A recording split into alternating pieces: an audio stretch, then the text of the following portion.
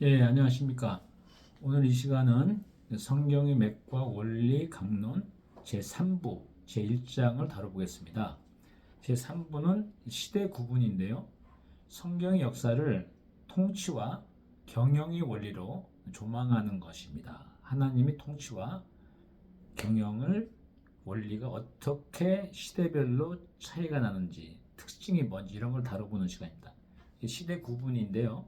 영어로는 dispensations라고 합니다. 오늘 1장은 무죄 시대입니다. 그것은 원형적 위임 통치와 완전한 순종을 다루고 있습니다. 제1절입니다. 이 시대를 한마디로 얘기하면 창조주의 직접 통치와 인간의 위임 경영이라고 볼 수 있습니다. 무죄 시대는 창조주 하나님께서 인간을 창조하신 시점부터 인간이 불순종하여 에덴에서 추방되기 전까지 기간을 의미합니다. 이 시대의 핵심 경영 철학이라고 할까요? 통치 철학은 창조주의 절대 주권과 인간이 청지기적 대리 통치의 완벽한 조화입니다. 성경적 근거를 보겠습니다. 창세기 1장 26절부터 28절입니다. 하나님이 이르시되 우리 형상을 따라 우리 모양대로 우리가 사람을 만들고 그들로 바다의 물고기와 하늘의 새와 가축과 온 땅과 땅에 기는 모든 것을 다스리게 하자 하시고 라고 기록되어 있습니다. 신학적으로 해석을 하면은 인간은 스스로 권력을 쟁취한 자가 아니라 하나님으로부터 다스림을 위임받은 존재입니다. 즉 인간의 통치권은 독립적인 것이 아니라 하나님의 성품을 대행하는 위임된 권한, 즉 수임받은 권한이죠. 그래서 영어로 delegated authority라고 합니다. 위임된 권한, 수임받은 권한임을 명확히 하는 것입니다. 제2절은 관계의 본질을 다루는 건데 수직적 정렬과 온전한 소통입니다. 에덴의 통치 체계는 별도의 복잡한 절차나 중재자가 필요 없는 창조주와 인간 사이의 직접적인 소통 구조였습니다. 성경 근거를 보겠습니다. 창세기 2장 15절 3장 8절입니다. 여호와 하나님이 그 사람을 이끌어 에덴 동산에 두어 그것을 경작하며 지키게 하시고, 그리고 동산을 거니시는 하나님과 인간이 서로 대화하고 같이 동행하는 그런 내용입니다. 신학적 해석을 보면은 경작하며 지키는 것은 단순한 노동이 아니라 하나님을 향한 예배이자 경영 행위였습니다. 완전한 시스템 하에서의 경영은 오직 창조주의 뜻과 인간의 의지가 완전히 일치될 때, 얼라이먼트죠. 될 때 그 정점에 도달합니다. 소통의 단절이 없는 상태, 이것이 바로 무죄 시대가 보여주는 경영의 이상적 상태입니다. 3절은 경영의 프로토콜, 경계 설정과 주권 인정에 관해서 살펴보겠습니다. 하나님께서는 인간에게 무한한 자유를 주셨으나 동시에 명확한 금지 명령을 통해 통치권의 한계를 규정하셨습니다. 이는 완벽한 자유 속에서도 질서를 유지하기 위한 신적인 거버넌스였습니다. 성경 근거를 보겠습니다. 창세기 2장 16절 17절입니다. 여호와 하나님이 그 사람에게 명하여 이르시되 동산 각종 나무의 열매는 내가 임의로 먹되 선악을 알게 하는 나무의 열매는 먹지 말라 라고 기록되어 있습니다. 신학적 해석을 보면 선악과 금지는 단순한 금지사항이 아니라 피조물인 인간이 창조주의 주권을 인정하는 최소한의 장치입니다. 리더십의 차원에서 볼 때는 아무리 위임받은 권한이 막강하더라도 그 권한이 어디로부터 기인했는지를 기억하는 자기 정체성 확인의 과정이라고 볼 수 있습니다. 무죄 시대는 이 경계가 존중됨으로써 유지되는 완전한 평화의 상태였습니다. 제4절입니다. 리더십을 위한 성찰로서 에덴의 경영 원칙을 살펴보겠습니다. 무죄 시대의 시스템을 통해 우리가 오늘날 실현해야 할 경영 철학의 핵심을 도출해 보겠습니다. 첫째가 청지기 의식입니다. 스튜어트십이죠.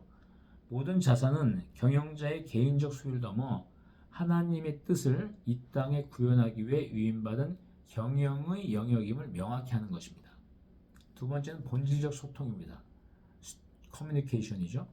복잡한 세상 속에서도 하나님의 뜻을 구하는 기도는 에덴에서 하나님과 거닐던 대면의 시간을 현대적으로 재현하는 것입니다. 경영의 모든 결정이 이 수직적 대면을 통해 이루어질 때 조직은 무죄 시대의 평온함을 누리게 됩니다. 주권이 인정입니다. Recognition of sovereignty죠. 아무리 뛰어난 전략과 시스템을 구축하더라도 그 위에 하나님의 공이라는 명확한 경계가 있음을 인정하는 것. 그것이 바로 조직을 타락으로부터 보호하는 최고의 안전장치입니다. 제5절입니다. 경영의 원형적 구성 요소와 리더십의 근간에 관해 살펴보겠습니다. 무죄시대 시스템은 인간이 창조주와 어떻게 협력하여 세상을 다스려야 하는지에 대한 최초의 매뉴얼입니다. 이를 구성하는 5가지 핵심 기능을 신학적 관점에서 분석하겠습니다. 첫째는 하나님의 형상, 전 시간에 살펴봤죠. 이마고 데이. 하나님 형상은 위임 통치 정당성을 말하는 겁니다. 인간은 하나님의 통치권을 대행하도록 지음받은 대리인입니다. 성경 근거를 보면 창세기 1장 26절 27절입니다. 우리 형상을 따라 가운데 생략하겠습니다. 다스리게 하자. 신학적 해석을 보면 하나님의 형상은 인간이 가진 권위의 근거입니다. 경영자로서 행사하는 권한은 단순히 능력이 있어서가 아니라 하나님의 성품, 공의, 자비, 질서죠. 하나님 성품이 이 땅에 현현하는, 드러나게 하는 그런 이미지 투영입니다. 경영에 적용해 보면은 리더의 언행과 결정은 조직원들에게 하나님의 성품을 보여주는 거울이 되어야 합니다. 리더가 무너지는 것은 곧 경영 체계의 근본적인 정당성이 훼손됨을 의미합니다. 두 번째는 행위 언약입니다. The Covenant of Works입니다. 질서의 경계를 짓는 것입니다. 하나님과 인간 사이에는 생명과 순종이라는 분명한 계약 관계가 있었습니다. 이는 자유 속에서도 질서를 유지하기 위한 규범입니다. 성경 근거를 보겠습니다. 창세기 2장 16절 17절. 동산의 각종 나무 열매는 중간 생략, 선악을 알게 하는 나무 열매는 먹지 말라. 이렇게 기록되어 있습니다.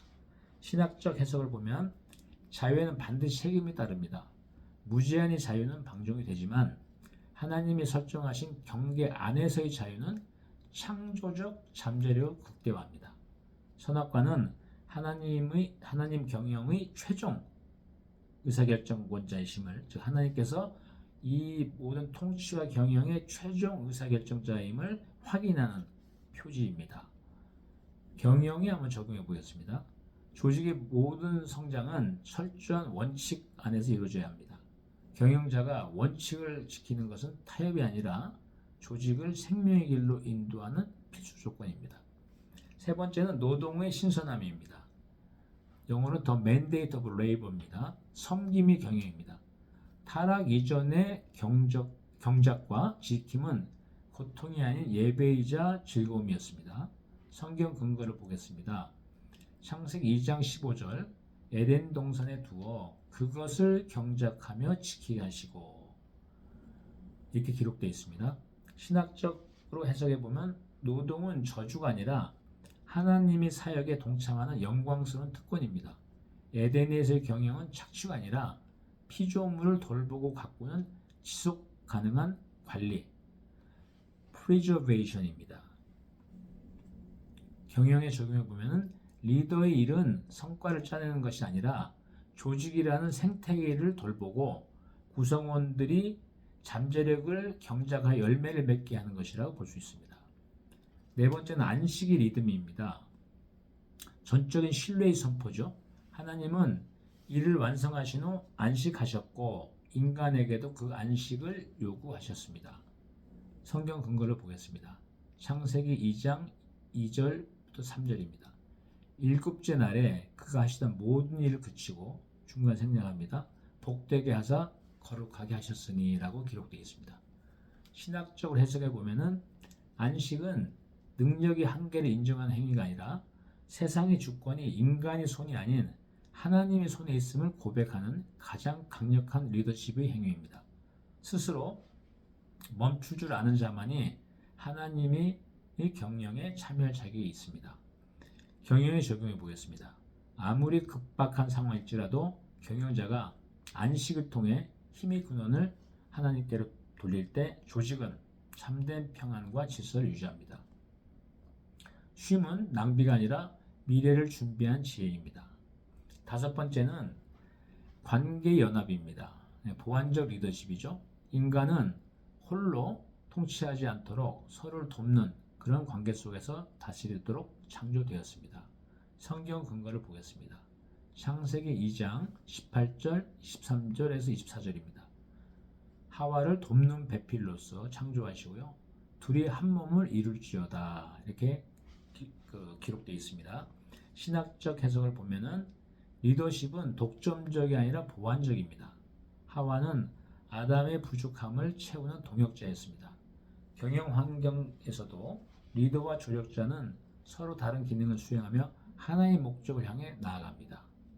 경영에 적용해 보겠습니다. 리더는 모든 것을 스스로 해결하려고 하기보다는 하나님 뜻 안에서 자신을 보완할 동역자와 연대할 때 가장 완벽한 리더십이 발휘됩니다. 제6절은 무죄시대가 제시하는 경영의 본질적 요소가 뭔지를 한번 살펴보겠습니다. 첫째는 명명권입니다. The authority of naming이죠. 정체성 정의와 비전 수립과 관련되어 있습니다. 아담은 하나님이 지으신 피조물들이 이름을 짓는 권한을 부여받았습니다. 이는 단순히 사물에 라벨을 붙이는 것이 아니라 그 본질을 꿰뚫어 보고 그 가치를 규정하는 전략적 통찰의 시작입니다. 성경 근거를 보겠습니다. 창세기 2장 19절부터 20절입니다. 앞에 생략하고 각 생물을 부르는 것이 곧 그 이름이 되었더라 라고 하나님께서 아담의 권한을 다 인정을 해주신 거죠. 신학적으로 이걸 해석해 보면은 이름은 존재의 목적과 기능을 규정합니다.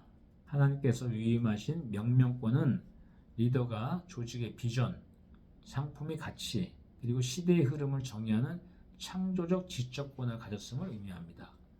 리더의 말 한마디가 조직의 방향과 정체성을 결정합니다. 경영에 적용해 보면은 모든 비즈니스는 가치 정의에서 시작합니다. 시장의 혼돈 속에서 무엇이 진실이고 무엇이 거짓인지를 명확히 규정하는 것, 즉 정체성을 선포하는 것이 리더의 첫 번째 임무입니다.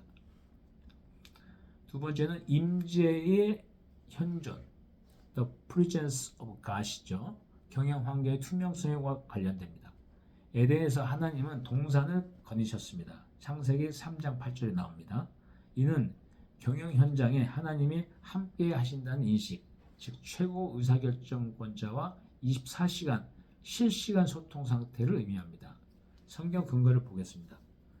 창세기 3장 8절에 날이 서늘할 때 동산을 거느시는 여호와 하나님이 소리를 듣고 라고 기록되어 있습니다. 신학적으로 해석해 보면은 타락 이전의 경영 환경은 비밀이 없는 트랜스페어런시죠 하는 곳이었습니다. 하나님의 현존 앞에서 인간은 숨을 이유가 없었습니다. 이는 조직의 의사결정 과정이 하나님 앞에서 투명하고 거룩하게 함을 뜻합니다. 경영에 적용해 보면은 리더는 아무도 보지 않는 곳에서의 하나님의 공의가 기준이 되도록 하는 실제적 정직을 확보해야 됩니다. 조직의 시스템이 하나님이 거니시는 동산처럼 투명할 때 그 조직은 내적 부패 위협으로부터 자유로워집니다. 세 번째는 탁월함의 기준입니다. The standard of very good. 품질 경영의 원형이죠. 하나님은 세상을 창조하신 후 그 결과물을 보시고 심히 좋았더라 라고 평가하셨습니다. 이는 하나님의 경영에서 적당함, 타협 이런 건 없고 완벽한 품질, 퀄리티죠. 많이 존재함을 보여줍니다. 성경 근거를 보겠습니다. 창세기 1장 31절입니다. 하나님이 지으신 그 모든 것을 보시기에 심히 좋았더라 라고 기록하고 있습니다. 신학적으로 해석을 하면은 심히 좋았다는 것은 하나님의 기준에 부합하는 완벽한 질서와 기능을 의미합니다. 하나님의 작품은 미완성이거나 불완전하지 않습니다. 리더가 만드는 조직과 그 산물은 하나님의 형상을 닮은 최상, 엑셀런스를 지향해야 합니다. 경영에 적용해 본다면 하나님께서 보시기에 힘이 좋은, 즉 결함 없고 공의로운 시스템을 구현하는 것이야말로 경영의 최고 목표가 되어야 합니다. 마지막으로 결론을 지어보겠습니다. 다시 에덴의 원형으로 라고 그 한마디 압축해서 말씀드릴 수 있을 것 같습니다. 무죄시대는 영원할 수 있었으나 인간의 주권 찬탈 시도로 인해 종결되었습니다. 전 시간 살펴봤죠.